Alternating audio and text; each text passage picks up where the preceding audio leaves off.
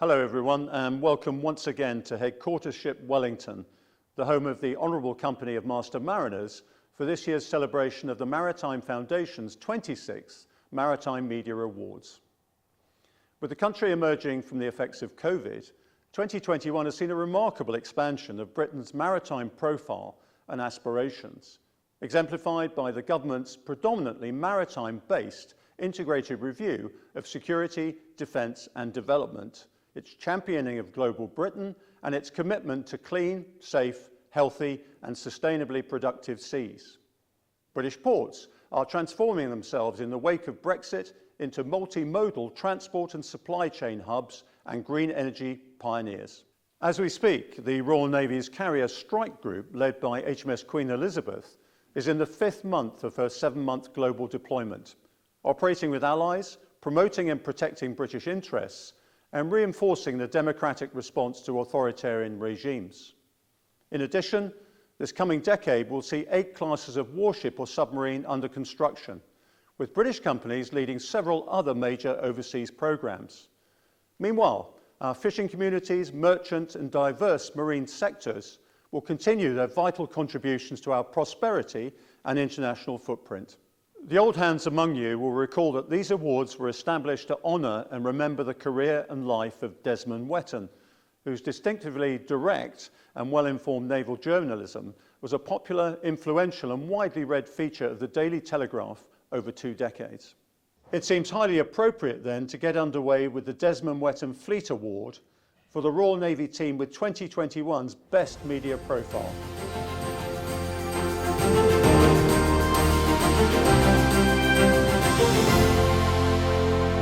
We are delighted to have won the Desmond Wettern Fleet Award for the Media Award 2021. It recognises a huge amount of effort by a very talented team here at 4-5 Commando and with support from the wider Navy media team. We are judged to have had projected the most positive image of the naval service over the preceding year and been the most proactive unit in the Corps with our media outreach, particularly our 2 videos, the Arctic Commando video from the winter deployment last year and the more recent Littoral Response Group North video talking about the future commando force. I should thank those who have been taken part in the video: Colour Sergeant Taylor, Sergeant Keenan, Lieutenant Millwall, and the background work behind the scenes of leading Fox Clark. Once again, we are delighted and extremely proud to have won. Now we would like to turn the spotlight onto another important feature of global Britain's contribution to global harmony and stability. Starting in Glasgow in a few days' time, on the 31st of October, the UK will host COP26, the Conference of the Parties, those nations that signed up to the UN Framework on Climate Change 27 years ago in response to the challenge of climate change. Everyone will be aware that the United Kingdom is leading from the front in advocating and implementing a wide range of climate and environmental initiatives. Britain's maritime sector is also playing its part, and we want to take the opportunity in a series of quick burst happening now interludes to showcase some of the ways in which global Britain is contributing to this critical area of national and international development. The first interlude almost takes us back to the future.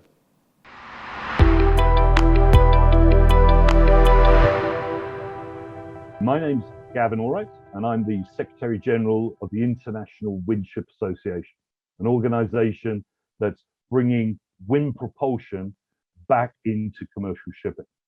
We have over 130 major shipping stakeholder members, and the association has been growing quite dramatically over the last couple of years. So what's actually happening in the sector? Well, there's a lot of exciting developments. Currently, we have 15 large ships with wind propulsion installations on board, looking to have up to 20 by the end of the year, doubling for the next couple of years going forward. And I'd be remiss not to welcome you to the decade of wind propulsion, as we call it. And actually, the projections going forward are for, if the EU is to believe, up to 10,000 installations by the year 2030, pushing out to 2050. The UK Clean Maritime Plan has estimated between 40 to 45% of the world fleet would have wind propulsion installations on board, something in the region of 40,000 ships. So it's exciting times, and if you want to follow the wind, we're more than happy to take you with us. Thank you. The first of the Maritime Foundation's own awards is the Babcock International First Sea Lords Award for the best use of digital media. The shortlist came down to three very strong candidates. Firstly, Illuminated River, a beautifully designed site with stunning photography and a fresh insight into the character and architecture of London's bridges. One Ocean Hub, a comprehensive, intelligible site that is packed with the latest ocean research and supports the UN's Sustainable Development Goals.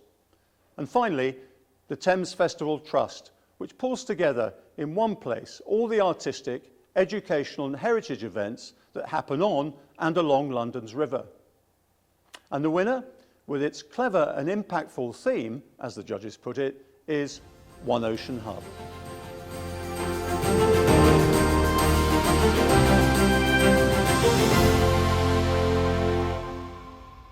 My name is Elisa Morgera. I'm the director of the One Ocean Hub. I'm professor of global environmental law at the Strathclyde University Law School in Glasgow, UK. I am delighted and honored to receive the first Sea Lords Digital Media Award of the Maritime Foundation.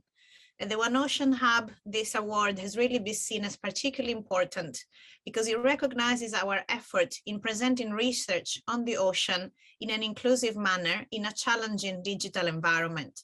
We endeavor to communicate ocean issues in a clear and engaging way so that a broad and diverse audience can use our research to ask for change.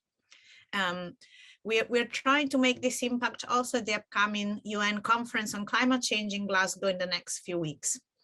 I would like to thank in particular the talented people that created our digital presence, our communication officer, Laura Merilainen at the University of Strathclyde, the digital agency Wholegrain Digital, who designed the Hub website, and also my colleague and Hub co-director, Dr. Dylan McGarry at Rhodes University in South Africa, because he created the creative visuals that form the backbone of our unique look of the website.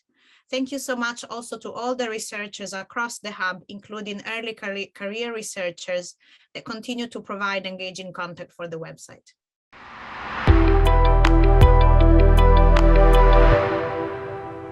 Hello, I'm Tony Long, CEO at Global Fishing Watch. Happening now, around the world, human activities are putting enormous pressure on marine ecosystems. For example, 1 in 5 fish are thought to be caught illegally, and that means $23 billion worth of revenue is lost to illegal activity each year. Global Fishing Watch is advancing ocean governance by providing technologies to track more than 65,000 fishing vessels at a global scale and for free. Since 2016, we have established relationships with 8 key fishing nations, and we hope to be working with 20 fishing nations by the end of 2023. By doing this, we can drive a transformational change in how we manage our oceans. At the constant risk of my domestic harmony, I always firmly assert with the poet Petrarch that there's no such thing as too many books. That philosophy has been strongly reinforced in the large number of very worthy and compelling candidates for the Mountbatten Literary Award for Best Book. In this category, certificates of merit go to Madhouse at the End of the Earth by Julian Sancton, an account of the severe privations suffered and, spoiler alert, just about overcome by the Belgian Antarctic research ship Belgica at the end of the 19th century. Mutiny on the Spanish Main, describing the events associated with and following a particularly vicious mutiny aboard HMS Hermione in 1797. And The Brilliant Abyss, which adds another eloquent, urgent warning about the deteriorating state of our oceans, both now and into the future. However, the standout winner of the Mountbatten Award this year is Dr. Andrew Boyd's definitive, authoritative analysis and sparkling account of British naval intelligence through the 20th century, which was described as comprehensive and scholarly by the judges.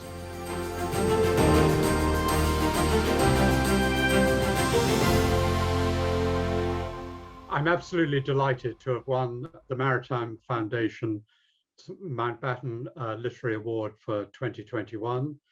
and feel greatly privileged to join such a distinguished group of previous recipients. It's wonderful that British naval intelligence through the 20th century should receive this recognition from the maritime community. In writing the book, I wanted to emphasize the central role of intelligence in Britain's recent naval heritage, and the award will help bring that important story to a wider audience. I would like to think it will also honor all those who contributed to the success of British naval intelligence in this period.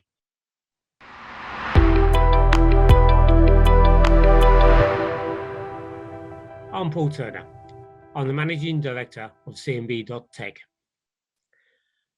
We're part of a large shipping organisation, CMB. And what are we doing now? We've decided hydrogen is the way forward. So we are looking at how we can decarbonise our fleet using hydrogen as the means to reduce our CO2.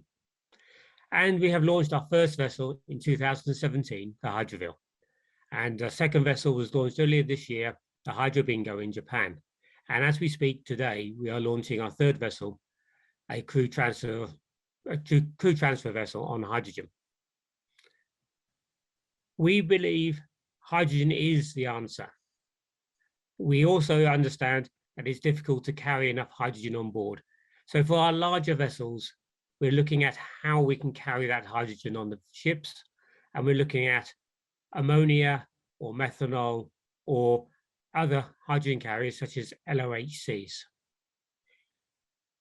We are very convinced that we mustn't let best become the enemy of better. Despite the COVID-19 restrictions, the maritime sector has held up well in TV and film this year, with crews and producers proving creative and resourceful in equal measure. The result is a crop of high-quality, well-researched and original entries. 3 productions competed to make it to the shortlist of the Donald Gosling Award for the Best TV or Film Production. In order of release, these were Estonia, The Find That Changes Everything, a penetratingly executed series on one of Europe's worst ever peacetime shipping disasters, made in Norway for the Discovery Channel, with a startling new revelation. On board Britain's nuclear submarine Trident, the accomplished presenter Rob Bell served his time at sea in the Trident submarine HMS Vengeance to provide key insights into the little-known world of our nuclear deterrent, delivering a useful antidote to the fantasy submarine world inaccurately and disingenuously portrayed in the BBC crime drama Vigil. Finally, the latest series of BBC Two's Cornwall, This Fishing Live, demonstrated authenticity, a close eye for detail, and human sympathy in representing and interpreting the distinctive lives and culture of Cornish fishermen and their families. The winner of the Gosling Award is Estonia, The Find That Changes Everything. The series was particularly distinguished by the detailed determination with which the producers from Monster TV revisited and investigated the circumstances of this tragedy, the sensitivity with which they spoke with survivors, and the accuracy with which they recreated the sinking. They also discovered critical new evidence that was entirely missed by the official investigators. Let's have a look at a short extract. Jag hade ju precis blivit pappa, det var inte många månader som min dotter Vilma var då. Och det här var faktiskt första gången som jag var någon längre tid hemifrån. Jag var på Estonia på grund av att jag skulle på en konferensresa. Och jag var väldigt mycket på båten under tiden så båten låg i hamn. I remember arriving at the port. I was just amazed at the sheer size of the ship.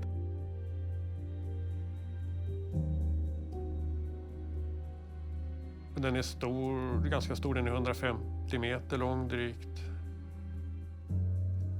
För estländarna så är det något stort och nytt som kommer.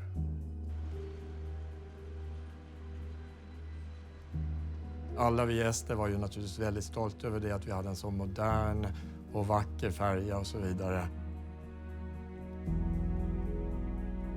Det kanske också var en symbol för hur vi hade kommit redan på några år framåt i tiden och kunde visa upp en sådan färja där de som åkte till Estland för första gången kanske i sitt liv.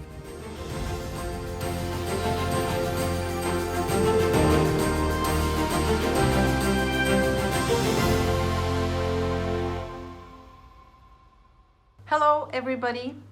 On behalf of the whole production team, Discovery Networks and our production company Monster, I would like to thank you for this great honor. Thank you to the Maritime Foundation and the jury for the interest they've shown for this series and about the sinking of the MS Estonia. Our aim with this series was from the very start to get new facts on the table, and in doing that contribute to improving safety at sea. None of this would have been possible without the stories and contribution of those who survived the sinking and those who lost someone they loved. So our greatest thanks goes to them, and we share this incredible honor with all affected by this terrible tragedy. Thank you very much.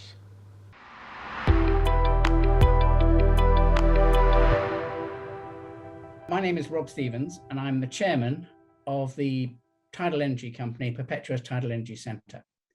And what's happening now in our company is that we are a pioneering 30 megawatt tidal energy site to the south of the Isle of Wight, in the final stages of reconsent for onshore planning, with the aim of delivering electricity to the grid by 2025. We're capitalising on the progress of the tenacious British turbine manufacturers, Simic Atlantis, Orbital, Nova, Sustainable Marine, have all built or in the process of building production-level turbines with the capacity to harness the enormous potential and predictability of nature's power, the tides. They've already generated over 30 gigawatts of electricity into the UK grid and exporting to Japan and Canada. Their vision, now reinforced by an emerging UCL study, is that there's a potential to generate 11 to 17 gigawatts of power from the tidal sites around our coast for the UK grid by 2050. Now that's 20% of our current demand. Our partner in this venture is the European Marine Energy Centre, EMEC. They're the global leader in marine energy expertise and have tested 30 wave and tidal projects and shown that tidal energy is commercially viable. Their initial investment of 36 million in 2003 now delivers 306.3 million GVA, that's additional value, to Orkney. In fact, they're generating so much clean energy that the local grid can't absorb it. And they're now making hydrogen to power the ferries and the local transport. Now, all of this to me proves that tidal is way beyond the perceived barrier of short-term cost of tidal energy. This is a clean, predictable, unlimited natural source of power, which is in complete harmony with the underwater environment and could become cost-effective by 2030. It's a really huge opportunity for Britain to strengthen our grid, reduce energy imports with clean energy, and of course, to capture a huge share of the global market of £76 billion. Provided, of course, we've got the courage to take it, and preferably before COP26. Finally, the award that started this event a quarter of a century ago, the Desmond Wettern Award for Best Journalism, which is given to the journalist who has done the most to promote the importance of the sea and seafaring to our island nation over the last year. This year, for the first time and with genuine sadness, we must say has done the most. David Linke, the late editor of Fishing News, had a passionate vocational commitment to the fishing industry. After a career in teaching, he became a highly regarded and active freelance reporter and correspondent with Fishing News. He was appointed editor in 2016 and continued to travel the length and breadth of Britain, chasing news and stories for his journal and enthusiastically promoting the interests, image and work of the sector. It has been rightly said that the detailed information he captured and conveyed was fascinating, especially to those who needed the technical information to help make their own decisions. It is doubtful whether any other person was so well connected and so well respected across the whole UK fishing industry. I recall that he was as enthusiastic about a small Northumbrian coble as he was about the latest pelagic trawler. He scarcely let up until a few days before his untimely death from cancer in June this year. David leaves his wife Liz, daughter Catherine and son Andrew, and his many friends and contacts across the fishing industry. David Linke is the 2021 Desmond Wettern Award winner for Best Journalism.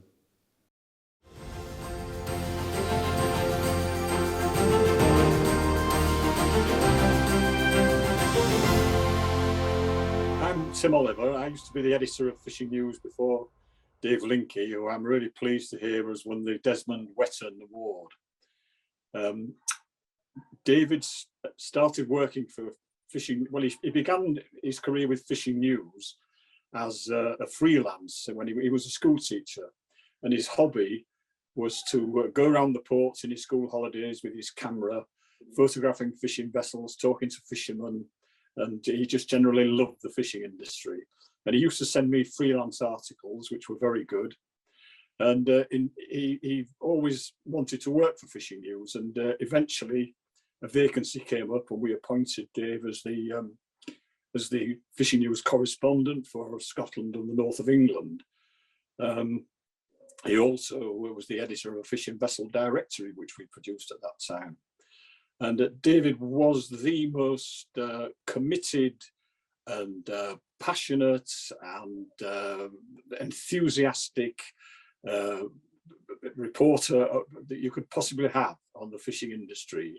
He loved the industry and the fishermen. He knew every fisherman almost from throughout Britain and Ireland. He travelled incessantly from Newlyn up to Shetland to report on new boats and do port features, etc., etc. He was fortunate in that he was a man, I suppose, who turned his hobby into his profession, and hence he just loved what he did. He was greatly respected by the fishing industry and the fishermen for his commitment to them, for his knowledge. He had an encyclopedic knowledge of fishing vessels. He knew just about the history of every fishing vessel in the country. He knew everyone that was being built, where it was being built, when it was going to be launched, etc. He was invariably invited to launches of new boats in Scotland and elsewhere. And he very often went on trials of new boats when they were testing them out to make sure everything was working okay. And in that way, he just became a legend, really, in the fishing industry, just known everywhere and by everybody. I think he spent more time in Peterhead than most of the Peterhead fishermen. He was up there all the time and elsewhere, of course. So it's very hard, actually, to overstate the commitment that Dave had for the fishing industry. He just lived and breathed it. He worked 24/7, 365 days a year. He worked weekends. He just was a Trojan, a workhorse who loved the job he did and loved the industry he worked for. And as I say, I don't think anybody is more deserving of the Desmond Wettern Award than Dave Linke. It's just a pity that he isn't still with us to receive the award.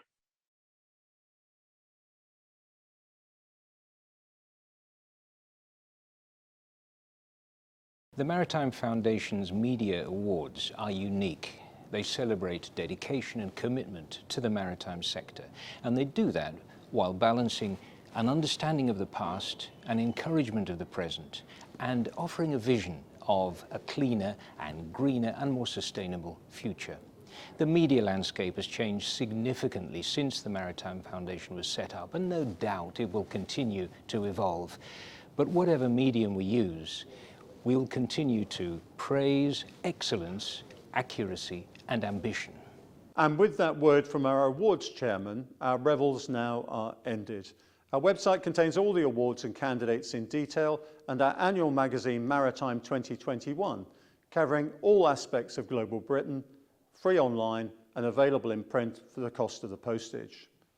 Finally, and most sincerely, we remain grateful to our generous and closely engaged sponsors, notably the Gosling Foundation, without whom these awards could not take place.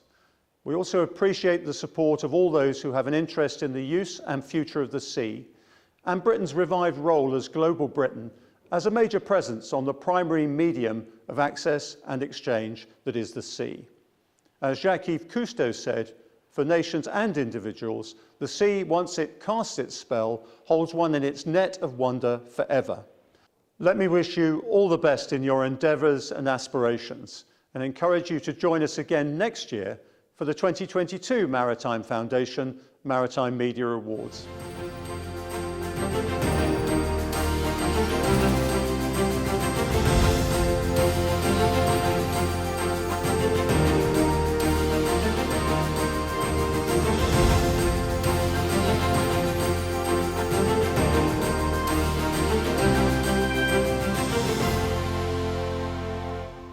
For more updates about the Maritime Media Awards, follow us on Twitter